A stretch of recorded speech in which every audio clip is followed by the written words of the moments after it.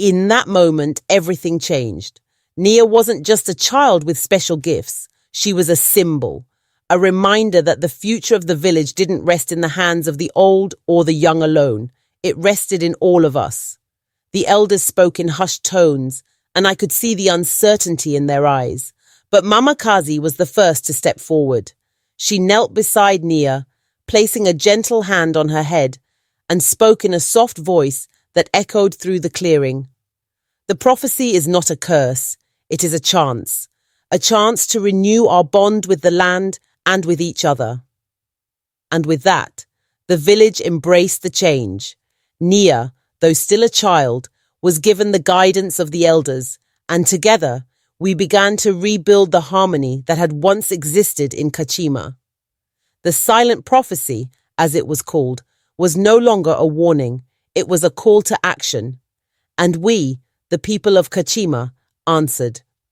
I remember thinking in that moment that this was no longer just a test for Nia, it was a test for all of us, for the village, for the past, for our future. The moment Nia's foot touched the water, the river stirred. Slowly, almost imperceptibly, the water began to rise, first at her feet, then at her ankles until it surged with an unexpected force. The villagers gasped, stepping back, their hearts racing. The river, which had been still for so long, began to flow once again. But that wasn't all. The water, as it rose, shimmered with a strange light, and a voice that was both distant and near, echoed through the air. The prophecy is fulfilled, it said, but it is not for one alone to decide the fate of the village. The people must choose what they make of it. The test was simple. The child would approach the river alone. If the water flowed clean and clear upon her arrival, then she was blessed. If it did not, the village would have to prepare for a great change, a change that would not come without sacrifice.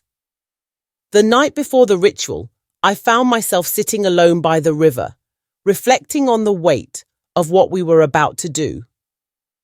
The moon hung low in the sky, the same way it had when Nia was born. It was the silent moon, the one that spoke of destiny. The next day, the village gathered at the river of Ghazi. Nia, dressed in a simple dress made of woven grass and palm leaves, stood before the water, her small hands trembling. Her eyes were filled with fear, but also with an uncanny calmness that made my heart ache. The river was silent, no sound of flowing water. The air itself seemed to hold its breath as Nia stepped closer, her feet brushing the soft earth. I was among those who stood uncertain in the center of the crowd as the rumors spread. Was Nia a blessing, or was she the curse that would undo everything we held dear? The older women, including Mama Kazi, insisted that Nia's gifts were a sign of the gods' favor, but others like Babatayo, an elder whose family had long held leadership in the village, feared what the child's true purpose might be. We couldn't afford to wait for the truth to unfold, so the village council made a decision. A sacred ritual was planned, a test to determine if Nia truly held the power to heal or to destroy. It would take place at the sacred river of Ghazi, where the spirits of our ancestors were said to dwell. The crops in the fields, which had been sparse for seasons, suddenly began to flourish. The river, which had been low for as long as anyone could remember, began to rise, its waters becoming clearer and cleaner. And Nia, this quiet child, seemed to have an unexplainable connection with the land. It was as though she understood it in ways no one else could. But as the days went on, more troubling signs emerged.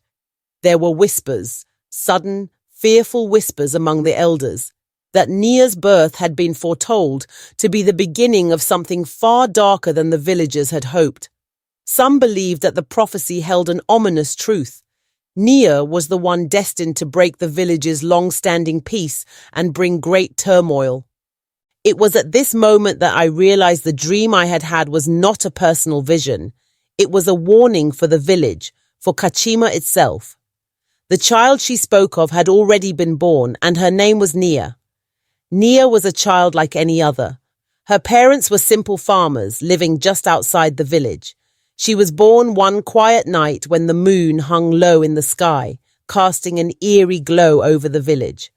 The villagers hadn't thought much of it then, but after Mama Kazi's words, they started to see signs. Strange things began to happen. It was Mama Kazi, one of the oldest women in the village, who broke the silence one evening. She was a wise woman, known for her knowledge of the ancient ways, her memory sharp despite her age. The crowd had gathered at the great baobab tree, where the council always met. Her voice was calm but urgent as she spoke. "There is something we must address," Mama Kazi began, her voice ringing through the quiet village. "The prophecy, the one we have long forgotten. It has been revealed once again. A child will come, born under the silent moon, who will change the fate of our people forever. But this child must be guided by the hands of those who have the wisdom of our ancestors. A change that could either bring salvation or destruction." She spoke of a prophecy, a silent prophecy that had been buried in the old stories, but now it was ready to speak. At the time, I didn't understand, but as the days passed, I began to feel the weight of it on my chest, like something pressing against my ribs, making it hard to breathe. The villagers had gathered in the square to discuss the matters of the day, and I could see their faces, worried, uncertain. The elders had been in secret meetings for a while, and the silence that followed their words had grown oppressive. "My name is Zola, and I am a storyteller of Kachima. I've lived here all my life, and I've seen things both marvelous and terrible. But what happened on that fateful day? That was something different altogether. It started with a dream that was not Zola's, but of a woman whose face I had never seen. She appeared to me one night, just as the moon was at its fullest. Her skin was dark as the richest earth, her eyes filled with sorrow, and her voice, though gentle, was heavy with warning. She told me in that quiet voice that the village was on the brink of a change. The sun had barely begun to set behind the thick, sprawling trees of Kachima village, casting the landscape in hues of gold and red. The air was warm, but there was a coolness in the breeze that suggested the rains would soon come. The elders had been gathering for days in the center of the village, whispering amongst themselves about a prophecy that had been long forgotten by most, but never erased from the ancient scrolls that were carefully guarded by the keepers of our traditions. I'm not one for superstition, but when the events that followed began to unfold, I couldn't ignore the strange sense of something unseen moving beneath the surface of our lives.